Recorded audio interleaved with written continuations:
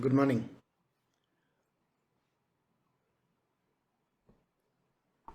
We are doing the Bhagavad Gita. This is chapter 4. We had completed till verse 39. This is a part of the Karma Yoga. So now today we are going to do verse 40 onwards from chapter 4 of the Bhagavad Gita. So let us begin. This is chapter 4, Srimad Bhagavad Gita, verse 40. He who lacks discrimination is devoid of faith, and as it is at the same time possessed by doubts, is lost to the spiritual path. For the doubting soul, there is neither this world nor the world beyond, nor even happiness. There are a couple of things mentioned over here. The first word which he says is he who lacks discrimination. Now, spiritual discrimination is a very strange word, not the way discrimination that is happening in this world today. That is because of color, caste, creed, religion, you name it, those kind of discriminations are different. Spiritual discrimination is based on the knowledge of what is real and what is unreal, what is true and what is false, what is God and what is the rest of it. So this is the way in which you have to see. Now when the word discrimination comes into the picture, the first thing which you got to know is everything is God alone. Got it? Everything is God. So how can there be anything else? Ask yourself this. If everything is God, then how can there be another object existing? So let us say if the whole earth is full of water, if there is water, can there be anything else? So I hope you understood this meaning. If every part of your body is your own self, the one that you are, you call yourself by some name. So even one hair if I pull out, that is also you, isn't it? So this is the understanding which you should have. If everything is God, where can there be anything else? Got it? So there is nothing beyond God. So now let us see from the other perspective. Come from your side. You are that essence of the divine. Can you see the same essence in others? Can you see God in everything? So even the best person, your best friend, your relative, that is your mother, father, brother, whoever it might be, your husband, wife, your children, you can see God in them, but can you see God in your neighbor? Can you see God in the person that you hate the most? Can you see God in the person who has backstabbed you? Can you see God in that person who has ditched you? You know, people, they say, he is my ex or she is my ex. What do you mean ex? Somebody has ditched you, okay? Or you might have dropped that person. Now, how can you say that I can't see God in this person? No. The part is discrimination. You have to see God in everything. So did you see from both the sides? The first part I told you is God is everywhere, right? If God is everywhere, can there be anything else besides God? That is, God is eternal. That means there is no time. If God is everywhere, God is in everything, then how can something be there in that? something besides God. This sentence you should actually study. Cogitation on this sentence is important. And then you see from your side, you have biases, you have anger issues, you have people whom you consider as enemies, you have, friends, you have relatives, you have enemies, you have everybody in your life.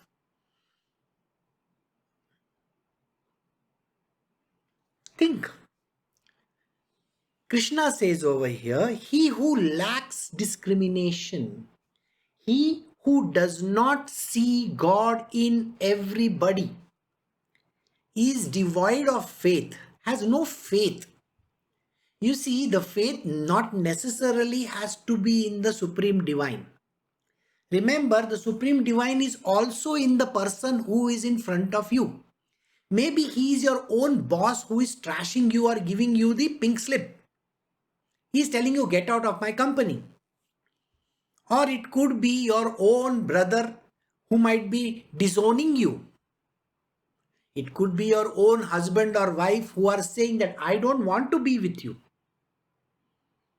Can you see God in that person? The person might have done terrible harm to you. The person might be literally a villain in your life. Might have said something, might have done something, might have taken your money, your property, anything. Can you see God in that person? So he says, you got to have faith in not only the Supreme Divine, but the Supreme Divine is right in front of your nose here itself.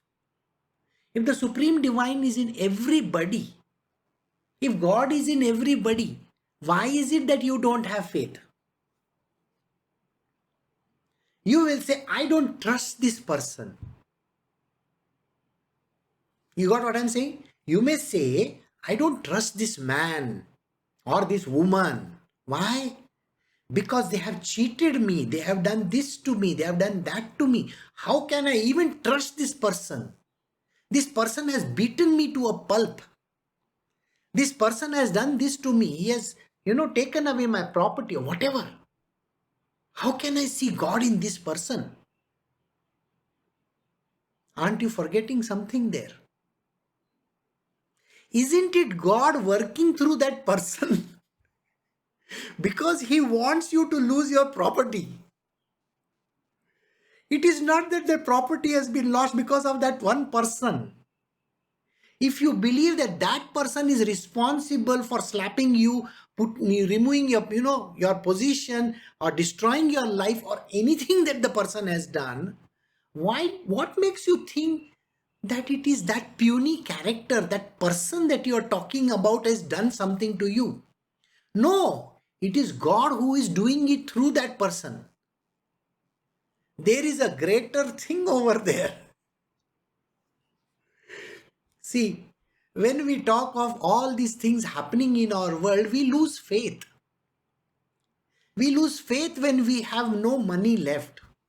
We lose faith when somebody dies in our family or near and dear ones die. Our best friend is killed. When you see people hanging themselves or killing themselves. When you see the terrorist attack going on, you lose that entire thing called hope and faith in God. And then what happens? You believe it is that person who is doing it. You believe it is those people are responsible for all the problems in the world. Here Krishna is saying something very, very beautiful. He says, have faith in me. Have faith in me. If you think I am doing something wrong to you, you are mistaken. You are like my child. Why will I do something wrong?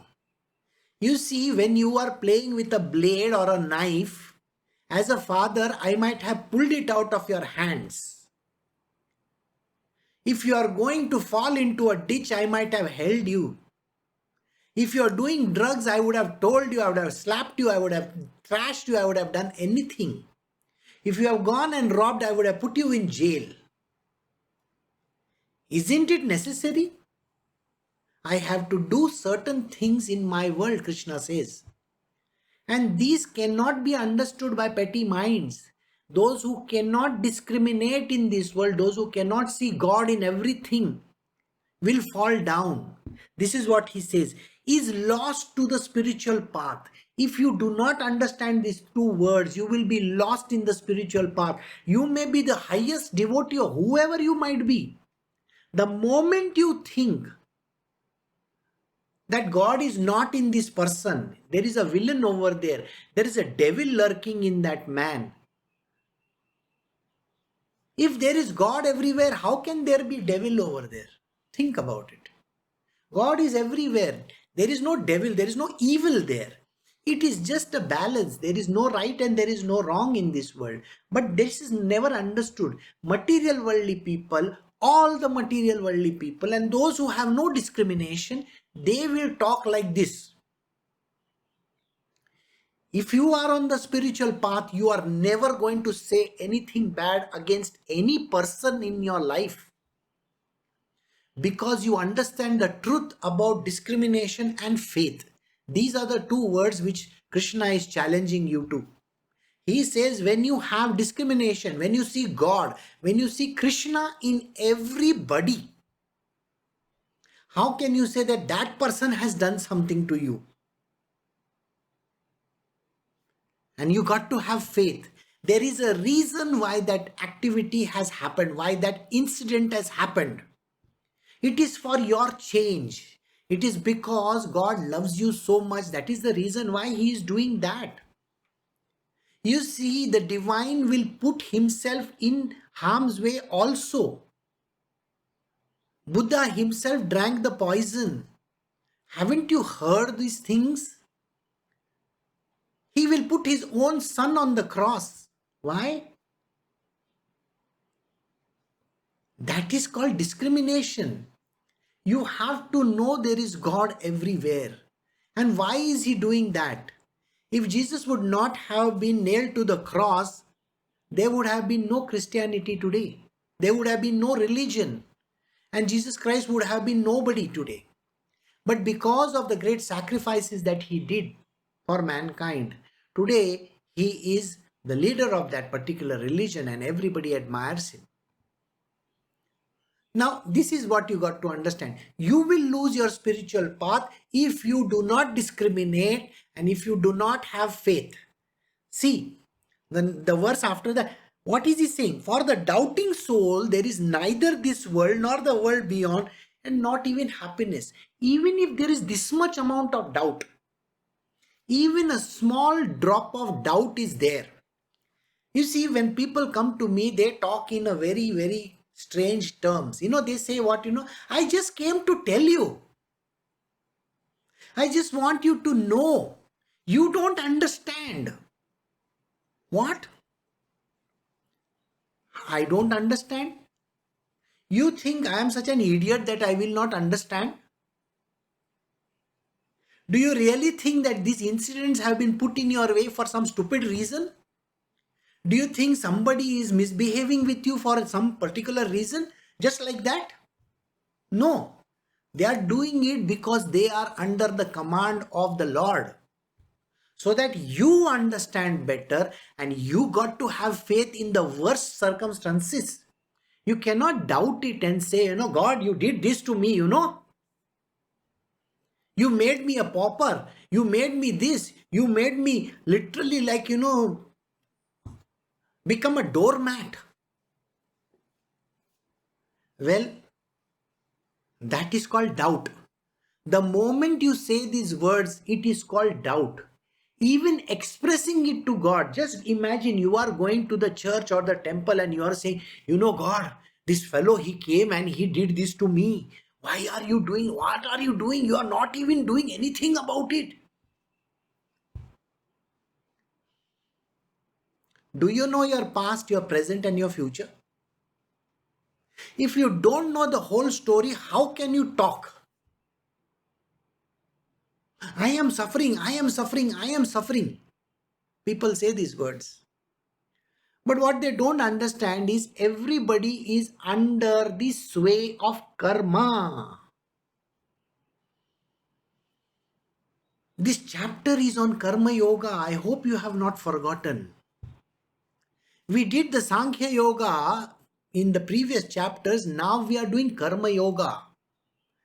And you have to know, if you have come under stress, strain, whatever that might have happened, you have lost your money, you have been slapped, you have been trashed, something has happened to you, somebody has backstabbed you. It is all called karma. It is a repayment for you. You have done that to that person earlier. Who has said that God is responsible for this? You yourself are responsible. You have created this own problem for yourself. If you are beaten black and blue, you think that you have not done anything wrong? Well, you are only seeing this life. But there are lifetimes after lifetimes after lifetimes. Correct? Now think about it.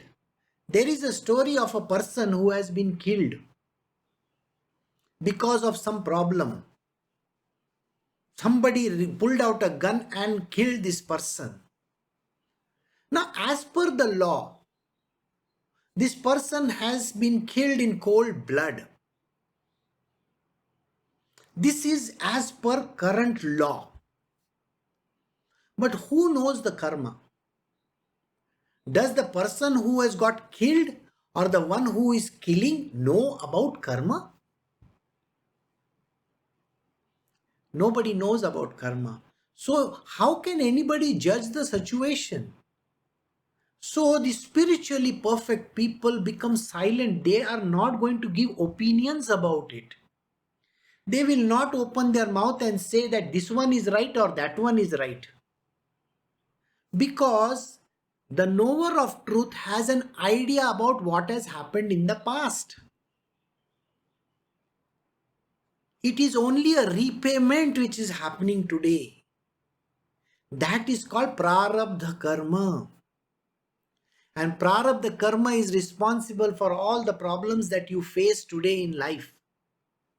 Suppose you have problems with your in-laws, your husband or wife, you have problems with your children, you have problems with your friends and relatives, you have problems with acquaintances, you have problems with your bosses, the entire world, whoever the person who is troubling you. It is all a part of the karmic action. You have performed an action in some life of yours where you are getting repaid for it. And this repayment doesn't happen in exactly the same way. There may be pluses or there may be minuses. That is the reason why our life cycles continue. You see, it is something like this. There was a person killed and there were 4 people responsible. But one person raised the bullet, raised his gun and fired at him. But other 3 were there looking at it, isn't it? They were watching this action happen. Now let us say these 3 people were not involved in the action in the past life. But in this life they have been a part of this action. That becomes what is called as agami karma. So then the action has to be reversed. And these people are going to get involved in other people's actions. And that is the reason why it is mentioned that the more your mind talks, the more you get attached to it. There is so much of things happening on just one person committing suicide. There is so much of data passed around in Twitter and Instagram and every other place, the newspapers, the columns, the write-ups, and so much of bad blood is going on. The media has erupted. The social media is in disarray. Don't you think that everybody who has got involved in this action will also be involved in some future life of theirs? That is the karmic loop which created by people. So Krishna says, see God in that person. The way of avoiding this, see God in that person. Whoever is doing wrong to you, can you see God in that person? When you see God in that person, you will understand the truth. You will have faith in you. And in that faith, you will do what is necessary. I will give you one example of Tukaram Maharaj. Sant Tukaram was a great saint from Maharashtra. He used to preach people. He never discriminated. He told even the lowest caste to the highest caste that you can come and listen to my satsangs. And when he was doing that, there was a neighbor of his, next door neighbor, who was a Brahmin. He did not like what Tukaram Maharaj did. So what he did was, he took one cane. He made a cane out of the pointiest, they call it babul. He made a cane out of babul with all the thorns on it. And these thorns, suppose if the stick is so thin, let us say if it is as thin as the pencil, just imagine the thorn will be as big as this. It is a big thorn. And that thorn was so sharp. He took that as a cane and started hitting Tukaram badly. Tukaram was bleeding from all over his body. After beating him to the pulp, literally beating him so hard, this man goes inside the house. This Brahmin Pandit goes inside the house because he keeps on telling Tukaram, you are not supposed to do this. You are not entitled for it. You cannot give these lessons like this. So he goes inside. Tukaram Maharaj just accepts what beating was given to him. And he says, Vithala is doing this. Panduranga is beating me and I will be happy. You see, when God beats you or when God slaps you or when a guru and a God is doing this kind of a thing, you are actually reaching a higher plane in your spiritual growth. Please remember these words. So when he beats him and then he goes inside the house, Tukaram gets up from his place where he has been beaten, goes inside the house, gets oil, coconut oil, and goes to the house of this Brahmin and looks at the Brahmin and he says, you know what? Your hands are bleeding because you beat me so much. I want to put this oil on your hands so that your hands will not burn and they will not bleed. And he takes the hand of this Brahmin and puts oil on it so that it doesn't bleed. This is the greatness of the saint. Immediately the Brahmin realizes how this man has discriminated in this world. He has faith even when I was beating him. His faith in Panduranga was so strong that he believed that it was a lesson for him. And then when he came and applied the oil to the Brahmin felt ashamed of himself and fell at the feet of Tukaram Maharaj. From that day onwards, he became the greatest devotee of Tukaram. This is called discrimination of the highest order. Can you see God in everything? When you see God in the other person who is telling you something wrong or bad or whatever, is beating you, God is giving you some lesson in that. Have full faith in the divine.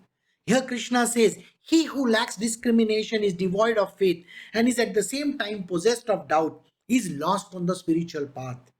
For the doubting soul, there is neither this world nor the world beyond, nor even happiness. So when you submit to the will of the Lord, then what happens? He gives you place in his own universe, his own heavens. And then he also gives you the chance of whichever heaven that you wish to go to. And you will get happiness in the material world also. Now I want you to go in the shoes of Tukaram Maharaj and think for yourself. When Tukaram Maharaj gave this choice to this man to beat him, Tukaram Maharaj could have fought him back, could have said 100 words, could have done all kinds of nonsensical things that are, for giving it back.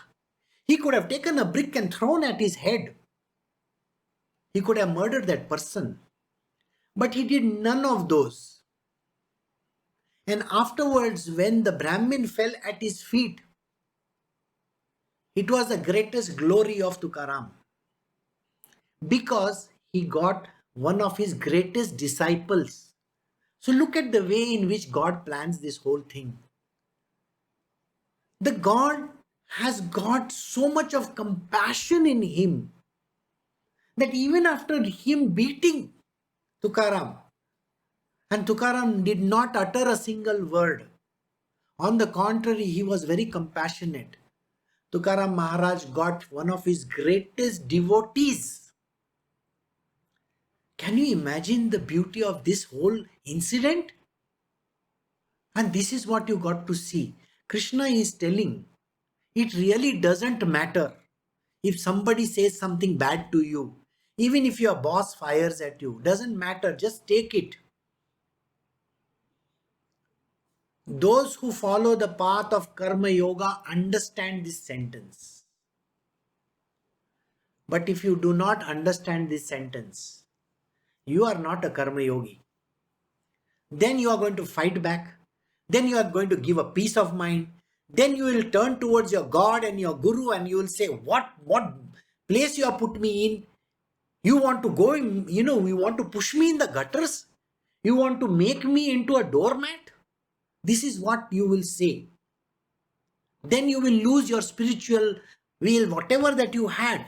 He says the spiritual path is lost by this person. And this kind of a person who has no doubt in me there is neither this world nor the world beyond nor even happiness. So I hope you understood this verse. So we are moving to the next verse. Chapter 4, Bhagavad Gita, verse 41. Arjuna, actions do not bind him who has dedicated all his actions to God according to the spirit of Karma Yoga, whose doubts have been dispelled by wisdom and who is self-possessed. The highest of the Karma Yogi has this sentence embedded in his heart. Actions do not bind him who have dedicated all actions to God according to the spirit of Karma Yoga. Remember, what did Tukaram Maharaj do? He said, this punishment is being given by Vithala Panduranga himself. It is not that the Brahmin is beating me. God is beating me through his own methods. When he understood these words, this is what happens. He dedicated all his actions to God. Every action that happened and every action that he did, he himself was silently taking the beating. When he took the beating, at that point in time, he dedicated all the actions to God alone. And when a person does all these actions, he submits at the feet of the Lord, then no action binds him. There is no karma happening there. You see, if your boss shouts at you, if your friend beats you, or whatever is happening over there, and you submit to the will of God and say, it's okay, God is doing this to me, doesn't matter. Do you know what has happened? You have submitted to the will of God. And when you have submitted to the will of God, when you're getting nailed to the cross by the will of God. When you are given that poisonous food to eat by the will of God. And by the will of God, Radha goes away, Krishna goes away. By the will of God, everything is happening. When you have this knowledge and you have submitted to the will of God, at that time, you are the highest of the Karma Yogis and you do not do anything at that point in time. Those whose doubts have been dispelled by wisdom and who is self-possessed. Wisdom has come in you. You have become a wise man. If you have understood the highest truth in this, the highest truth in this is, whosoever does anything to you, it is by the will of God. And you do not react to it, and you accept it as the will of God. And you just do what is necessary over there. Maybe submit to it. At that point in time, you are possessed of the highest wisdom, and you have the knowledge of the self. Because you know discrimination, that God is in everything. That incident which happened was only a repayment of your old karma. Did you get it? Whatever incident that happened is only a repayment of your old karma. And if you just sit there and accept it, you are only negating the past. You are removing that prarabdha karma from your life. Did you get it? The prarabdha karma was that you were supposed to get 10 slaps. And you are graciously accepting them. You are not doing anything. You are self-possessed of this knowledge. You are a wise man. The wisdom says that you were supposed to be slapped 10 times. So when you accepted the slap, do you know what happened? The repayment of your past karma happened. And when the repayment happened and you consider it submitting everything at the feet of the Lord, then you are the wise person. You are the highest of the karma yogis. You are doing exactly as per the plan of God, and you are not disrupting anything. That means you have not even performed any futuristic karma. When you know don't do any futuristic karma, where is the question of a future lifetime? I hope you understood this. So this is what, and the doubts have to go away. The doubt that this person is doing it to me, that is called the doubt. When God is in everything and everybody, how can one individual do something to you? Think. God is in everything, no? So that is the way. We are going to the next verse, verse 42, chapter 4, Bhagavad Gita. Therefore, Arjuna, slashing to pieces with the sword of knowledge this doubt in your heart, born of ignorance, establish yourself in karma yoga in the shape of even-mindedness and stand up for the fight. So, slashing to pieces with the sword of knowledge. Once you have the knowledge that whatever is to be done is to be done.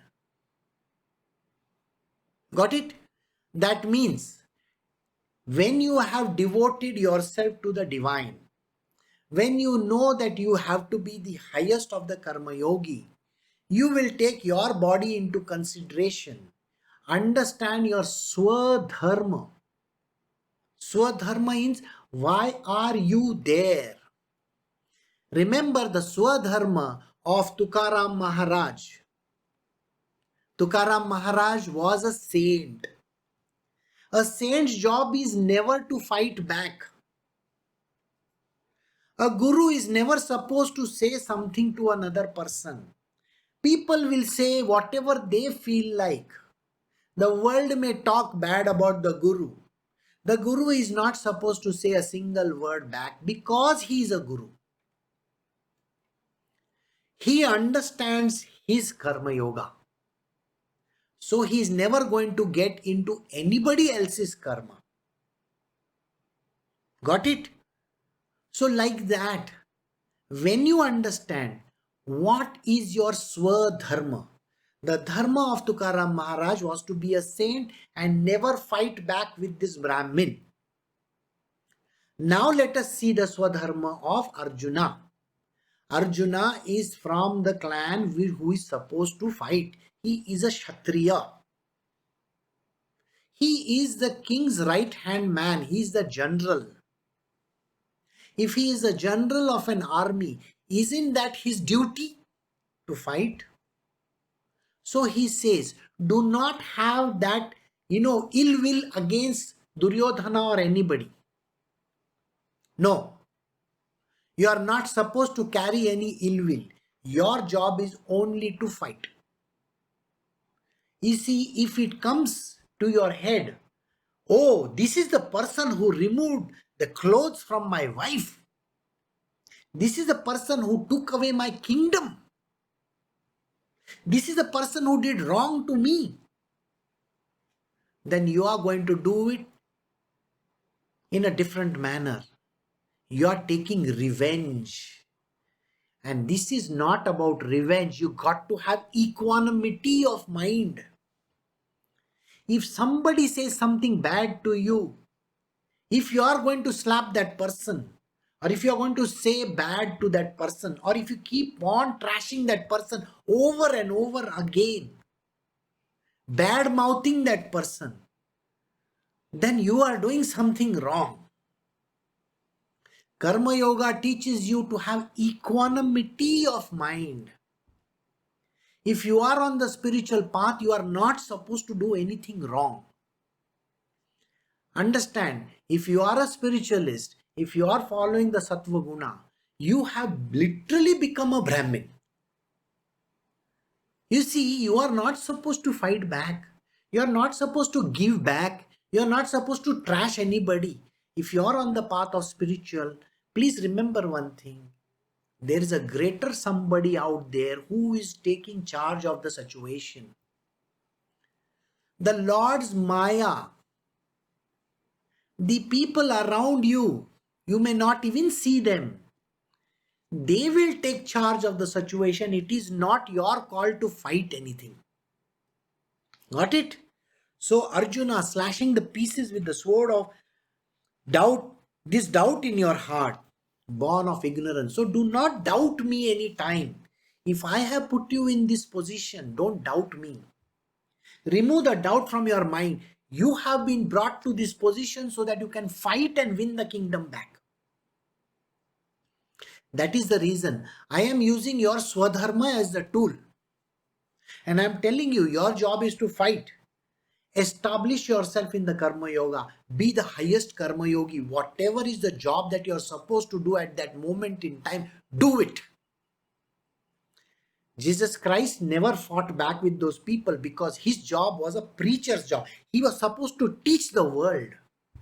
Similarly, it was a job of Buddha to teach the world. That is why he never fought back. He knew he was getting poisoned. I hope you understood. If there is a Kshatriya, their job is different. They are not the spiritual type. Their job is to save the country or the people around them. That is what their job is. If your job is to make money, if you are a Vaishya, if that is what you are supposed to do, you are supposed to do. I have been asked many a times, there is this company which wants to loot people. They charge so much. There are companies for a 500 rupee sari, they will charge you 6,000 and 7,000 rupees. And some people will ask me, but this sari is not so costly. Well, those are the looters. They are supposed to be Vaishyas. You see, their job is to loot you. They are doing the job. So for the same piece of cloth which you would have otherwise paid 500 or maximum 1,000 rupees, you are paying 5,000 and 10,000 rupees over there. Got the answer? There are fancy brands and labels out there. For a simple bag, they will charge you the earth. For a watch, you see, my father gave me a watch. This watch is very, very old. I think it is from 40s. It's a Favaluba. That time it must have cost somebody, they must have paid a few tens or 100 rupees max. The watch is still running. It is still running. It has never been oiled, it has never been opened, but it is still running. Now think about it. The same watch made by a fancy Swiss company. Pavalupa is also a Swiss company, by the way. Same watch, same mechanism being made by another company. Instead of 100 rupees, they would say 1 lakh rupees or 10 lakh rupees for the same watch. And they will make money out of it. What makes you think that they are not supposed to charge? They will charge and they will loot you. Why? Because exactly what they are supposed to do. That is their job. They are blood suckers. Okay, they will suck the blood. You can't tell a leech, don't suck my blood. Can you tell a leech that? Everybody has been given their swadharma. If there is a leech, their job is to suck. Correct? So why are we feeling bad that somebody is looting us? The same brand, they make a big brand, a big showroom, and they will squeeze money out of you. But that is their job. So got the answer? Everybody is bound by their swadharma. And if you do this in an even-minded manner, that means don't get disturbed by what is happening around you. Your job is to fight. Your job is to take out discounts. Your job is to go and talk to your boss. If your job is to go and ask for a raise from your boss, if your job is to see to it that that person is not harmed, whatever is your job, you just do it diligently. And when you do the job diligently, then you are doing your karma yoga. And that is when you will achieve me. So this is the Upanishad sung by the Lord, the science of Brahma, the scripture of yoga, the dialogue between Sri Krishna and Arjuna. It is the 4th chapter, the knowledge of the yoga of knowledge as well as the discipline of action and knowledge. Now that you have heard this chapter, I am sure there are big questions in your mind. Naturally, when I was giving you the explanation for 3 verses just now, you know what is the biggest question you had? Tell me, Guruji, what am I supposed to do? Should I let that person slap me? Should I just let him go? And then on the other side, you are saying to Arjuna, go and fight. So am I supposed to fight or am I supposed to just keep quiet? Isn't that the biggest question that you have in mind? You see, the whole problem of our life is we do not understand what is being taught because we look at other people and we come at our own conclusions. So now we are going to chapter 5. Now in the chapter 5, this dichotomy is expressed by Arjuna himself. So chapter 5, verse 1, Arjuna said, Krishna, you extol Sankhya Yoga, that is the yoga of knowledge, and then the yoga of action. Pray tell me, which of the two is decidedly conducive to my good? See, his confusion is so much that he says, see, first time you said something about the yoga of knowledge. Then you said the yoga of knowledge is so important. And now you are telling me the yoga of karma yoga is so important. You see, I am the most confused person on earth. So what exactly are you trying to tell me? You know, this is the whole problem with our life. Now, I'm going to take time out for you to understand why this problem has arisen. Okay. Swadharma is not so easy to understand. Swadharma means, why are you born on this planet Earth? Second thing which you need to know, whether you are a Sankhya yogi, whether you are a Karma yogi, or any other. Because this is the problem which everybody faces.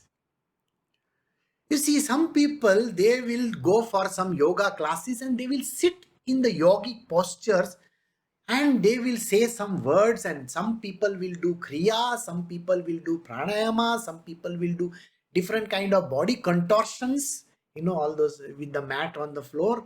And yes, and they will do all kinds of things. Some people will not eat food, some people will eat specific type, some people will do upvas. Everybody does everything without understanding anything. Their state is exactly like Arjuna, who doesn't understand anything. They say, oh, I went to this place and I learned that I have to do yoga. So I learned Hatha Yoga. I went to these classes in Rishikesh, and there I learned Hatha Yoga. It's very good for your body. Even our Prime Minister does it. See? Everybody does it. The whole world is doing yoga. Even countries like, China and Russia and all that, where there is no such thing, they are doing it over there also. Am I supposed to do that? Because everybody is doing, so I am also supposed to do that, isn't it? It's called a herd mentality. So I follow all that. And then I see somebody else, they are going to a temple. And in that temple, they have taken a vrat. The vrat is that I am supposed to go there every week on a Saturday and pray, stand in the line and pray. And yes, I am supposed to offer lemons over there. Okay. Some people will say there is a Hanuman Mandir over there. There is a Anjaneya temple. Every few days I have to go there and I have to light this lamp over there. There is a Shani Mandir over there. Yes, I have to give that black cloth and stuff like that over there. My grahas are in trouble. Some astrologer told me, I go to the Navagraha temple and I do the circumambulation 21 times, Okay. Why? I've got my Sadesati going on, and then there is a Shani temple, so I do that also. Okay. What else do you do? There is one great Devi there in the mountain. If I go to her and I trudge for more than 50 kilometers, 25 or 30 or maybe 50 kilometers, I walk over there saying, Jai Mata Di, Jai Mata Di, Jai Mata Di, Jai Mata. Oh my God. And when I reach over there, I'm supposed to offer this. There is a cave over there. I enter the cave and I offer. I get a quarter-minute darshan over there, and then I come out and I feel so nice about it. All my sins are washed away. Is that so? If your sins got washed away, why is it that you have blood pressure, diabetes, you have cancer problems, you have these problems, you have money problems, you have house problems, you have coronavirus? You go to all these temples and yet all the problems are there. Why is that Devi not helpful to you? I go to Badri Kedar and I offer my obeisance to that God over there. Everything will be fine, Is that so? You see, he never destroyed his temple. Only that temple got saved. The rest, everything, the whole village got destroyed. I will ask you one question. If that was the case, why was Dwarka destroyed? Why was Vrindavan and all those places in the Vraj Bhumi over there? There wasn't even a single hut over there. Think about it. It is only when Chaitanya Mahaprabhu came to that particular land that he said, this is the land where Krishna was. But there was nobody over there. So all these things which are called doubts are there in the mind of human beings. And they get carried away by people around them. Somebody says, I have to do this. Somebody says, I have to do that. Somebody tells you, do this yoga, pranayama, you will be fine. Somebody says something else. Go to this temple, do these vratas. Somebody says, give donation. Give away all your property. I was reading about one Babaji yesterday.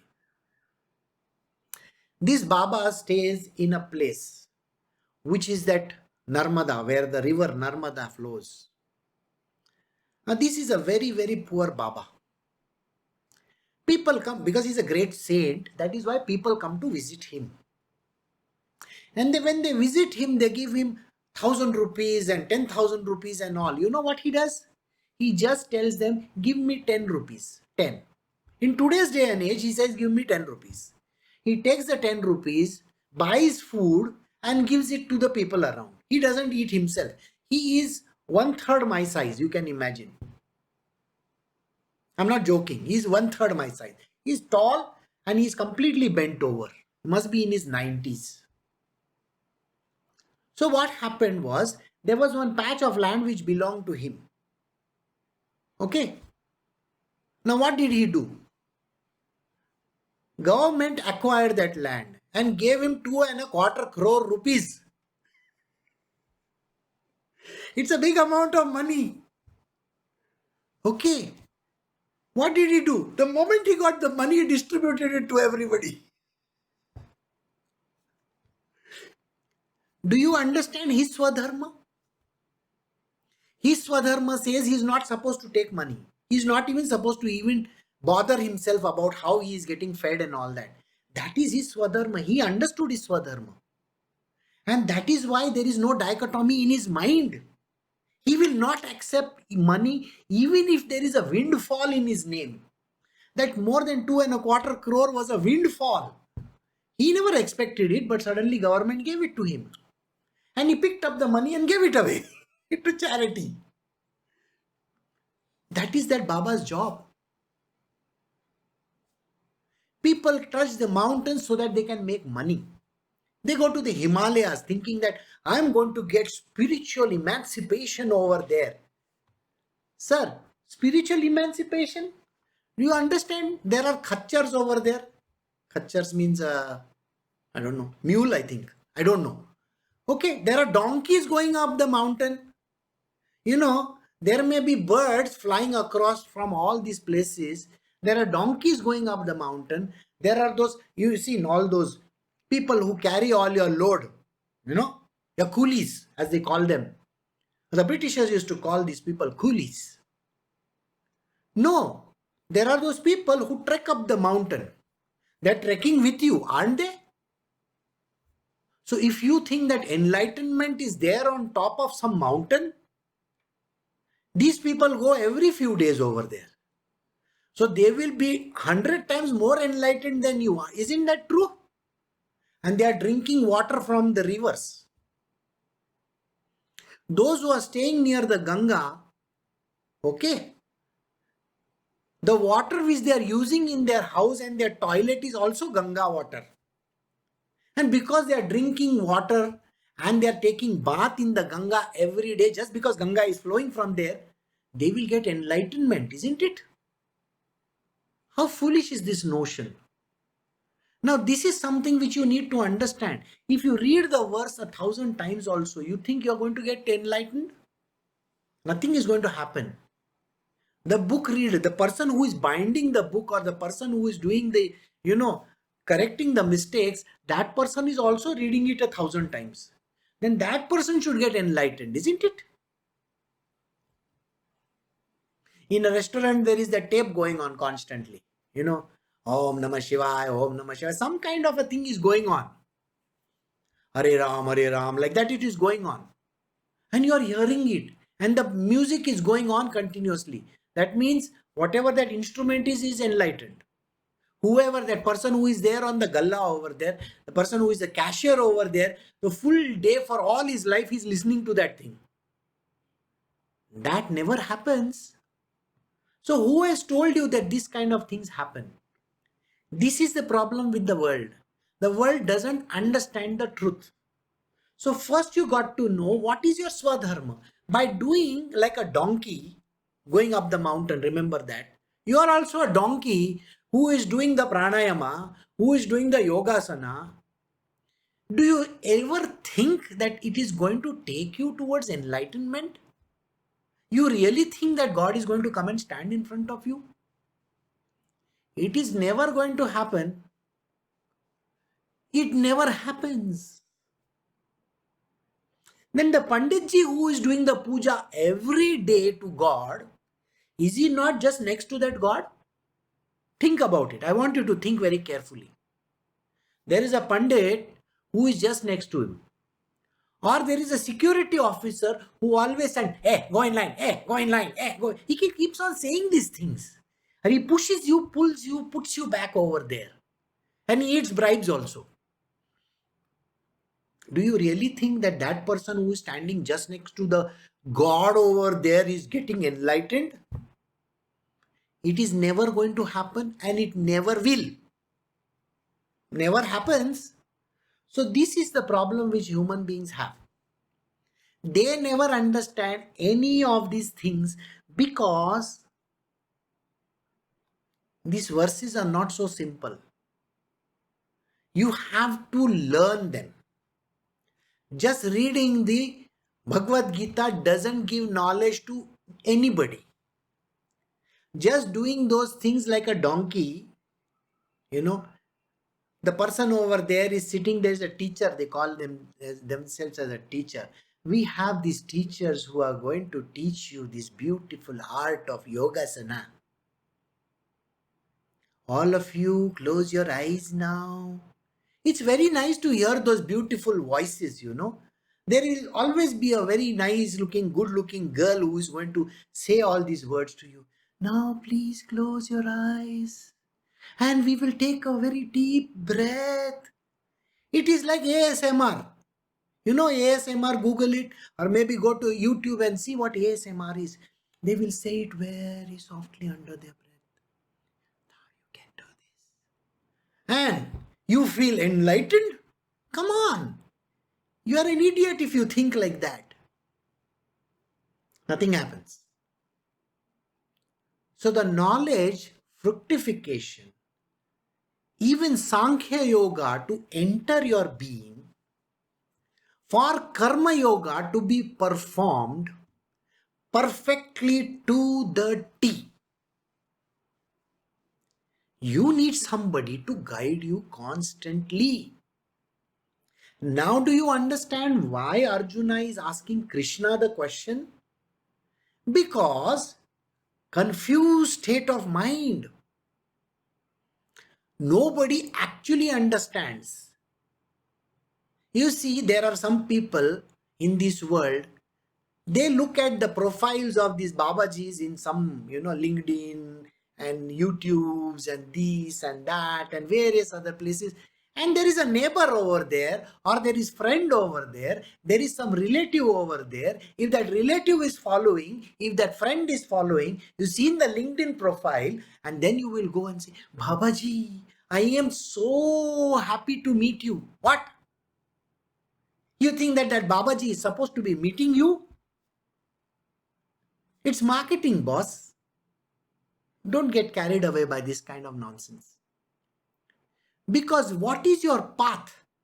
You need to have somebody like Krishna in your life to guide you. You are that Arjuna.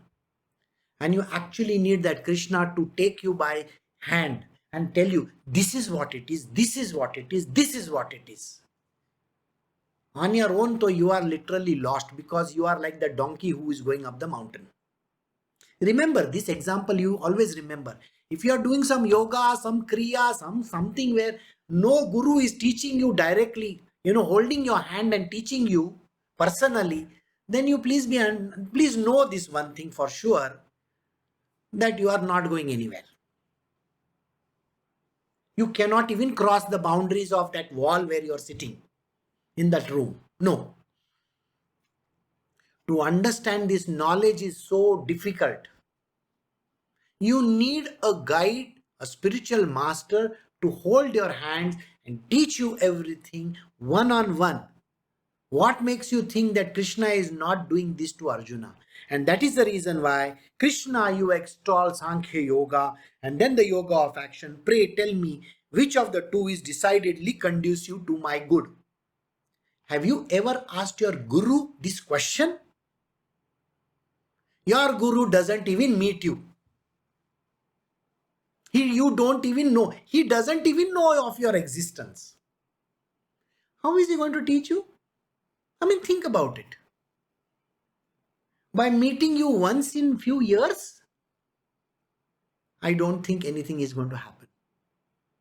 So you do one thing. You book your ticket for the next journey back on earth. Okay? Maybe you'll become a cockroach at that time and get crushed under some guru's fat legs. Who knows? And that is the reason why it is important to ask the question and to get satisfactory answers from your master. So here Arjuna has asked the question and he is going to get a satisfactory answer from Krishna. So next week when we have the satsang, I will tell you what Krishna has said. So we are ending chapter 5 verse 1. Next time we'll do verse 2 onwards. You have a great week ahead and take care of yourself. Have a good day. Bye.